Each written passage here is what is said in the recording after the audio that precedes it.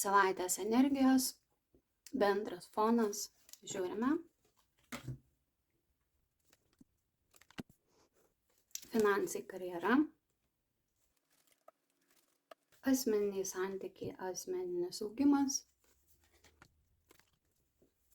ir patarimas jums.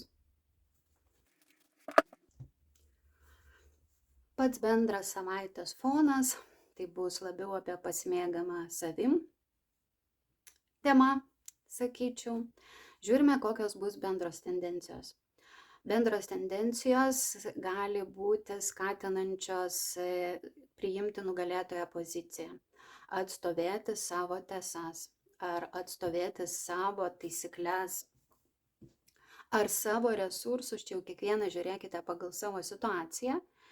Ir vienas iš užuominų yra apie tai, kad perimkite kontrolę į savo rankas. Jūs esat magas, jūs esat kūrėjas, jūs esat savo gyvenimo architektas. Finansai, karjera bus šiek tiek galbūt su sunkesniu fonu iki tam tikro lygmens, kol jūs pajausite, kad viskas yra teisinga, arba gausite kažkokius tai dokumentus, ar sutvarkysite kažkokius tai dokumentus, ar gausite kažkokią tai žinią iš valdiškų instancijų, ar šiaip pasirašysite kažkokią tai sutartį, kas jums atneš tikrą pasitenkinimą, draugystę, galbūt rasite partnerių, o galbūt susitvarkysite savo finansinę situaciją taip, kad jūs pajusite vidinį malonumą ir pasitenkinimą tiek savo resursais, tiek savo padėtim, tiek savim pačiu. Pati savaitės pradžia, dar sykį primenu, gali būti šiek tiek sunki, gal tai bus ir susijęs su kažkokiu tai dokumentų forminimu, tvarkymu ar ieškojimu kažkokių tai tiesų, taisyklių, ar susidūrimas su kažkokiem tai instancijomis. Žodžiu, kas nevyktų, viskas bus tik į gerą, kaip sako. Asmeniniai santykiai, asmeninis augimas. Visų pirmiausiai, tai dvi kortos mums byloja apie tai, kad galbūt norėsis užsidaryti tiek nuo asmeninių santykių, tiek nuo asmeninio augimo.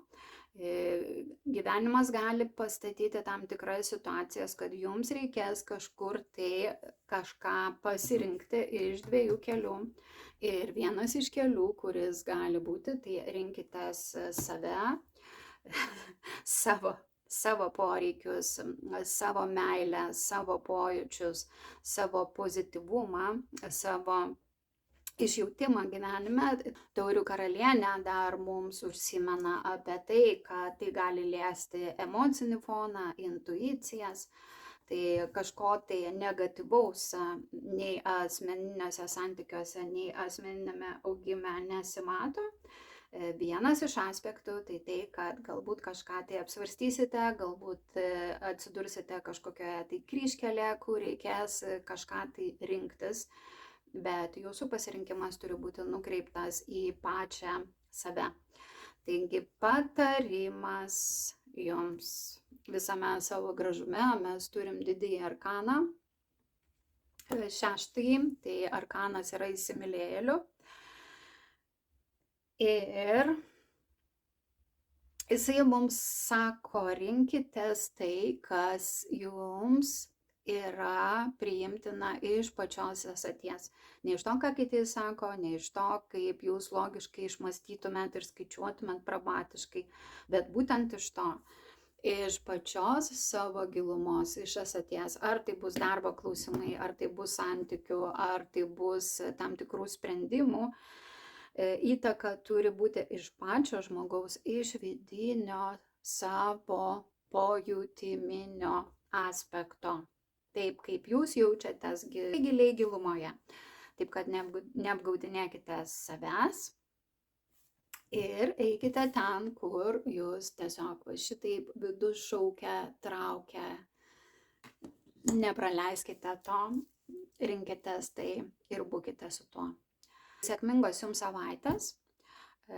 Tai yra bendro pobūdžio informacija, jei ką domina asmeniniai klausimai, susisiekite asmeniškai ir mes analizuosime.